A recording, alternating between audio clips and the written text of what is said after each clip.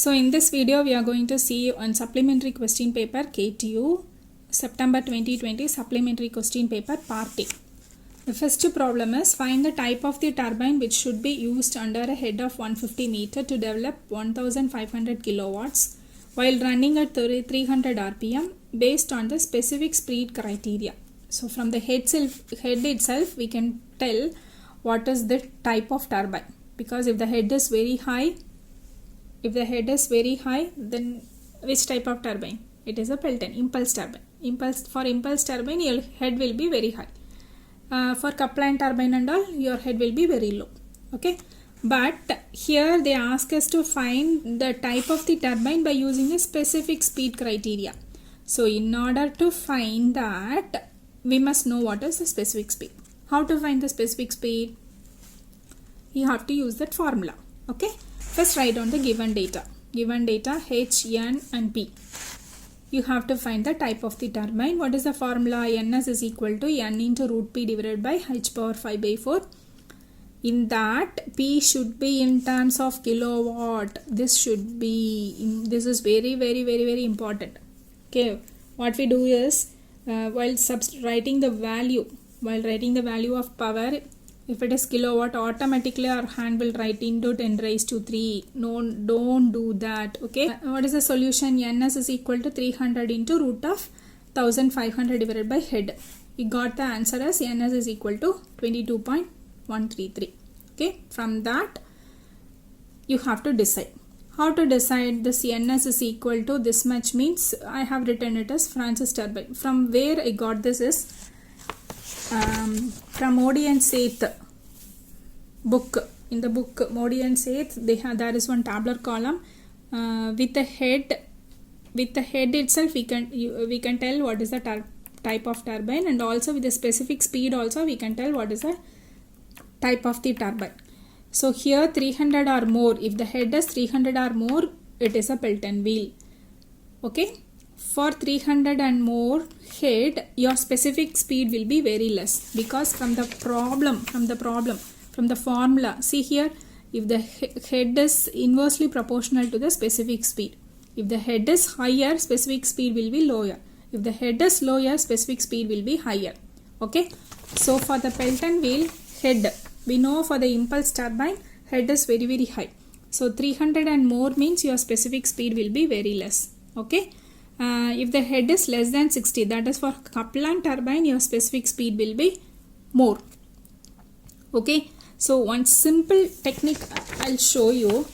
If the specific speed is less than 10, you can take it as Pelton wheel. If it is in between 10 to 100, you can take it as Francis turbine. If it is greater than 100, you can take it as Kaplan turbine. Instead of remembering all the values, 30 to 85, it is a Pelton wheel, 85 to 188, it is a Francis turbine, 188 to 860, it is a Kaplan turbine. Instead of remembering all these values, one simple value, this and all we won't forget. If it is less than 10, you can take it directly, you can take it as a Pelton wheel. If it is 10 to 100, you can take it as Francis. If it is greater than 100, you can take it as Kaplan. Okay. Clear? So finally you have to write down the result as type of turbine is equal to Francis turbine. Clear? A Kaplan turbine operating under a head of 20 meter develops 20,000 kilowatts with an overall efficiency of 66%. The speed ratio is 2 and the flow ratio is 0.6. The hub diameter of the wheel is 0.35 times the outer diameter of the wheel. Find the diameter and the speed of the turbine. Okay, first write down the given data. The turbine is a Kaplan, head is given, output power is equal to this much, overall efficiency is given, Ku is given, Kf is given, diameter of the hub, or you can write it as a diameter of a boss, is equal to 0.35 times the outer diameter, that is DO, or you can write it in terms of small d is equal to 0.35 capital D. Okay, but you have to find diameter and speed. So what are the formulas? U is equal to pi dn by 60. U is equal to K into root of 2gh. For finding out Q is equal to area into velocity. Area is pi by 4. d square, capital D square minus small d square, or you can write it like this. Okay, and v is equal to kf into root of 2gh. So here we are in need to find out the diameter. In order to find out the diameter, we must know what is the area. How to find the area with respect to the discharge? Q is equal to area into velocity. If Q and velocity is known, you can easily find out what is the area. But we don't know Q. How to find the Q? For that only eta O is equal to output power by input power. Eta O is given, output power is given. From that you can find out what is the input power. What is input power? Rho G QH. From that you can find out what is Q. Okay. From Q, we know Q is equal to area into velocity. What is area? A is equal to pi by 4 into d square. Capital D square minus small d square. So after doing all this, simplifying this, you will get what is the diameter. Okay. After finding the diameter, you can easily find out what is the speed. Finally, write down the result. Okay. For finding the n value, you must know what is u. How to find u? U is equal to ku into root of 2gh. You will get the value for q. Take this and substitute it here, and you can find out what is n. Clear?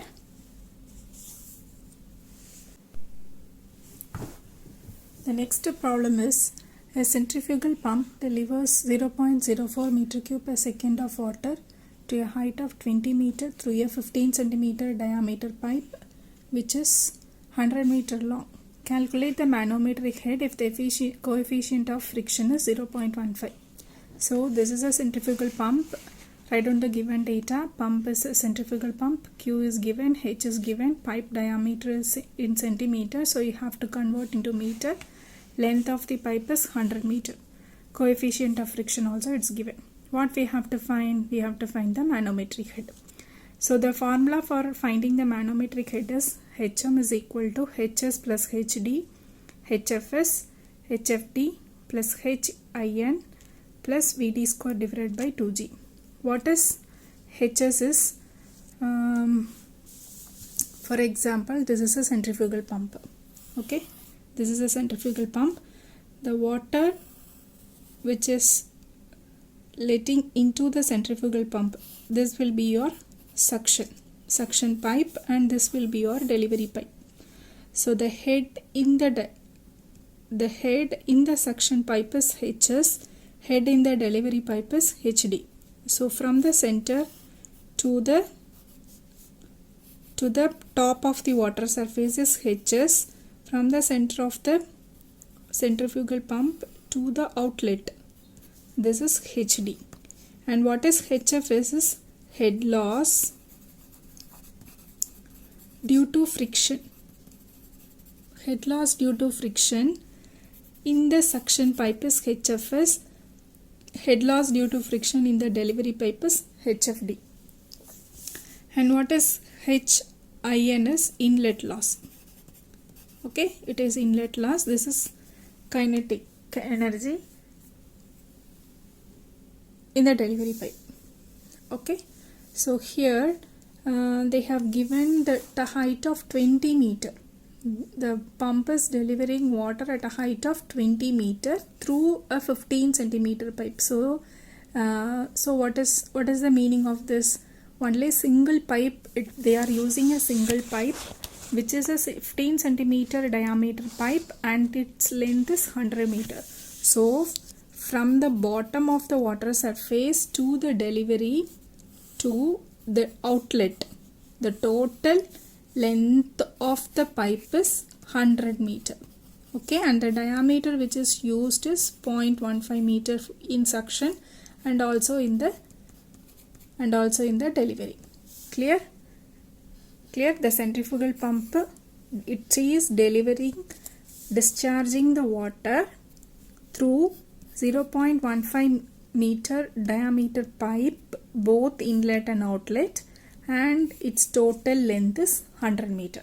Okay, so HS plus HD will be 20 meter. Okay, and HFS plus HFD, it is head loss due to friction, so you have to use the formula FL V square divided by 2GD. if 2GD, friction, coefficient of friction is given, length is 100 meter, velocity you can easily find out by using the formula Q by A. Okay. And H inlet, it's not given in the problem, so you can neglect this. And VD, you can easily find out Q divided by area. Clear? So what is the solution? DS solution is diameter of the suction and diameter of the delivery pipe is 15 centimeter. As the diameter is same, your velocity will be same. So Vs is equal to Vd is equal to Q by A. So you can easily find out what is Vs and Vd, velocity in the suction pipe and the velocity in the delivery pipe. As I already told, from the inlet to the outlet, they are using the pump has a same diameter pipe both in suction as well as delivery, and the total length is 100 meter. So HS plus HD will be 20. HS plus HD will be 20 meter, and HFS plus HFD will be FLV square divided by 2GD. By substituting all the values in this formula, you will get some answer. Okay. So HM is equal to HS plus HD. This is 20 meter. HFS plus HFD. What we got? 26.10. You have to substitute in this. Inlet is 0. Inlet head loss is 0 as they didn't give. And VD divided by 2G, we have to find it out. Finally, you have to write down the answer. Clear? The next problem is again a centrifugal pump. A centrifugal pump is running at 1000 RPM. The outlet vane angle of the impeller is 45 degree and the velocity of flow at the outlet is 2.5 meter per second.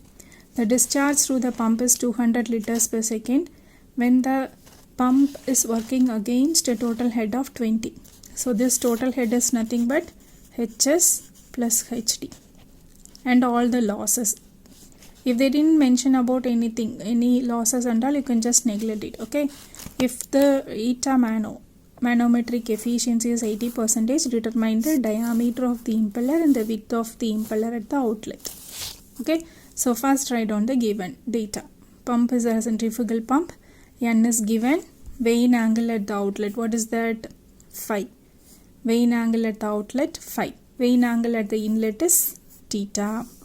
And VF, velocity of flow, is 2.5 meter per second. Q is given. It is in liters per second. So you have to convert it into meter cube per second. And total head 20 meter it is given. So HM is equal to 20 meter. Okay. Eta mano, that is 80%. What we have to find? We have to find the diameter and width of the impeller at outlet. What is the formula? Q is equal to area into velocity. Area is nothing but pi d2 b2 into vf2. So in order to solve this problem, you have to first draw the velocity triangle. So this is the reverse of a Francis turbine. So this is your inlet velocity triangle. This is your outlet velocity triangle. So the water is striking the vane radially at 90 degree at inlet. So that is V1, and the vane is moving with the velocity of U at inlet U1. So the relative velocity will be VR1. It makes an angle of vane angle of theta. So the water is coming out. The relative velocity at the outlet is VR2. The vane is moving with the velocity U2. So your absolute velocity is V2. The vane angle at the outlet is phi. Okay. Vertical component, horizontal component. Okay. Vertical component of V2 is VF2. Horizontal component of V2 is VW2. Okay. So now what we need is diameter and width. In order to find the diameter and width, you must know the area. If the area is known, you can easily find out. From the area only we can find out what is the diameter and width. How can we find the diameter? By using Q and velocity. Is it? From Q and velocity we can find area. With that area we can easily find the diameter and width. So first you have to write Q is equal to area into velocity. So area is nothing but by pi d2 b2 into vf2, which is again equal to the inlet flow, pi into d1 b1 into vf1. So Q divided by vf2 is equal to pi d2 b2. This is nothing but area. Okay, so this discharge is given, vf2 is given, so you can easily find out what is the area. Pi d2 b2 is equal to 0.8 meters square. But here d2 is unknown, b2 is unknown. So any one you have to find, either diameter or width. If any one is known, we can easily find out the other one. So what we are going to do is we have to find out either the diameter or the width. So the next step what we have to do is we know eta mano. Eta mano they have given the value, and what is the formula for that? GHM divided by VW2 U2. So GHM eta mano is known, but we don't know what is VW2 U2. So substitute all the values and you will get the equation like this. VW2 U2 is equal to this value. Take this as second equation. From the outlet velocity triangle, phi is equal to Vf2 divided by U2 minus Vw2. So write down it. Tan phi is equal to Vf2 divided by U2 minus Vw2. They have given the phi values. So tan 45 is equal to, we know Vf2, 2.5 divided by U2 minus Vw2. So you'll get U2 is equal to 2.5 plus Vw2. Take this as 3. So substitute this U2 in the equation 2. Okay, substitute U2 in the equation 2. So you will get what is Vw2. We'll get what is Vw2. We'll get the value of Vw2. From Vw2 we can find what is U2. Why we are finding this is, you know the formula, U2 is pi d2 n divided by 60. So we can easily find what is the diameter. Clear? Clear? So the formula is, we are in need to find out the diameter as well as width. How can we find the diameter and width? If we know the area, we can easily find out. But we don't know what is the area. So the first thing we have to do is, what is the value of the area? For finding that, we are using the formula Q is equal to area into velocity. So Q by V will give you what is the area. So we got the answer as 0.08 meter square is equal to area. That is pi d2 b2. But we don't know what is d2 and b2. So any one we have to find out. How to find it? The equation is, if we know U2 value, we know the formula U2 is equal to pi d2 n divided by 60. N is given. If we know the value of U2, you can easily find out what is d2. From d2, you can easily find out what is b2. So for finding the U2 value, we have used two formulas. One is eta mano and another one is tan phi. Clear? From this you can find out what is U2. From U2 you can find out what is D2. From D2 you can easily find out what is B2. Clear? A jet of water strikes on a smooth stationary curved plate at a center. Derive an equation for the force exerted in the direction of a jet. So it is a curved vein. The water is striking at the center. They have given at the center, it is given in the problem. So the water is striking the vein with a velocity of v at the center. So after striking, it will goes along the curved vein. So it will be going out like this. Like this. So the angle made with the angle of curved vein made with the horizontal is theta. This will be your angle of deflection 180 degree minus theta. Okay. angle of vane with the horizontal is theta, angle of deflection is 180 minus theta. So this you have to be very clear in the problem. While reading the problem, they might give the angle of deflection is, then it is 180 minus theta. Okay, the angle of curved vane means theta, angle of deflection means 180 minus theta. Okay, so here we are applying the impulse momentum equation. Force exerted by the jet on the vane will be mass into initial velocity minus final velocity, or initial momentum minus final momentum. So mass per second into initial velocity minus final velocity. Mass per second will be rho q into initial velocity is v and final velocity will be, after striking, it is going in the opposite direction.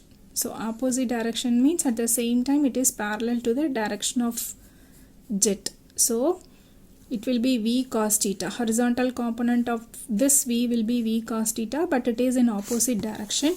That's why v minus v cos theta. How did you got this rho q means mass per second? How did you get this means density is equal to mass by volume. So mass per second will be density into volume. So volume divided by second, that is meter cube per second, will be rho q. Okay, density is equal to mass by volume. Mass is equal to rho into v. Density into volume. We are in need of mass per second. So density into volume per second. Volume per second will be q. That's why mass of water striking per second is equal to rho q into v minus v cos theta. So finally you will get the answer. Okay. Instead of q, you can also put a into v square. A is the area of the jet into velocity into 1 plus cos theta. Okay. Clear? If the same problem, if they ask you to find it for a moving curved vane, here it is stationary curved vane, but if they ask you to find out for a moving curved vane, the moving curved vane, the vane is moving, the plate is moving with a velocity of u means simple, the same thing, instead of v you have to take v minus u. Clear? Rho q v minus u the whole square into 1 plus cos theta. Your formula will change like this. So instead of wherever you are substituting v, you have to substitute v minus u, because you have to take the relative velocity. Okay, the vane is also moving with the velocity u, so you have to take the relative velocity of jet. So instead of v, you have to substitute v minus u. v minus u. Clear? So here v minus u plus v minus u cos theta.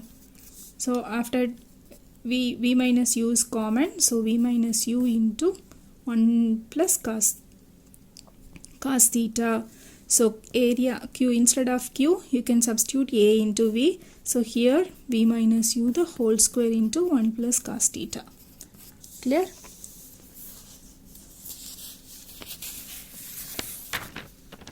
So the next one is find the ratio of forces exerted by the jet of water in the direction of jet when it strikes normally a smooth stationary flat plate.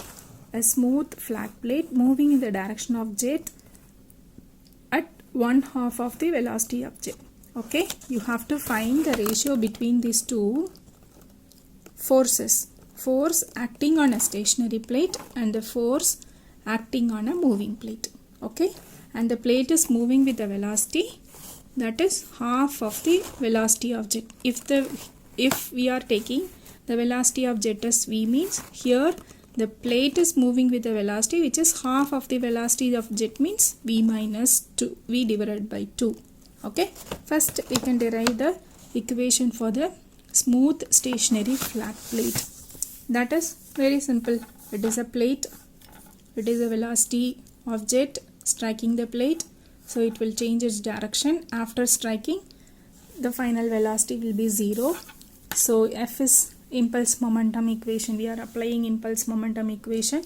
So mv1 minus mv2.